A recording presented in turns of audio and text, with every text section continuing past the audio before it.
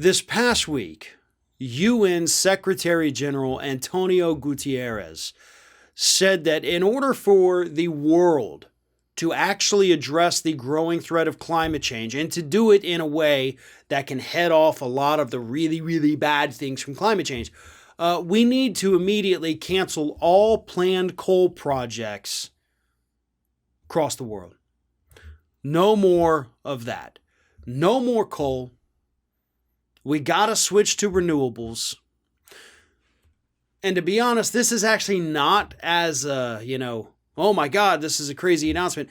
This is actually what activists and scientists have been telling us for quite some time now. Like, we know these are things that need to happen. It is great, though, to hear the, Secretary General of the UN come out and say, this is what has to be done.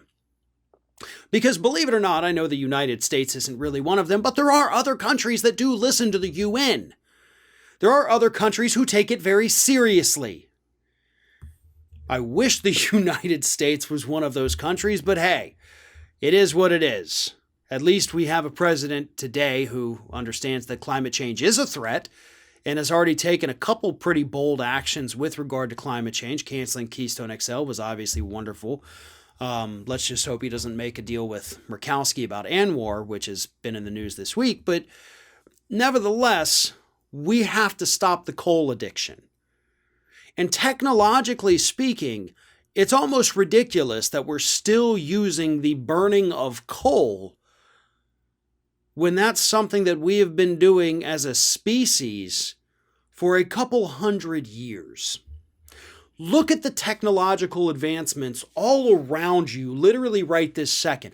If you're watching this right now, this is data, a video, floating in millions of little pieces through the air to your phone or to your computer that's not even plugged into anything and it works. I mean, technology is crazy. Wow. And yet, when it comes to energy, it's nope, you get burn this little rock because that's all we can do. You just burn the rock. That's it. No.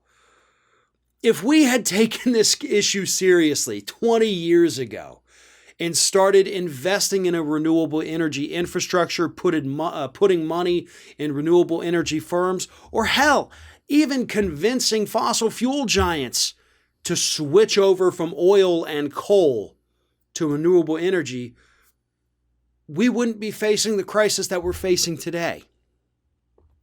But it was always kick the can a little further down the road. We can't do it this year. There's still a little more oil out there. Maybe in like 2 years.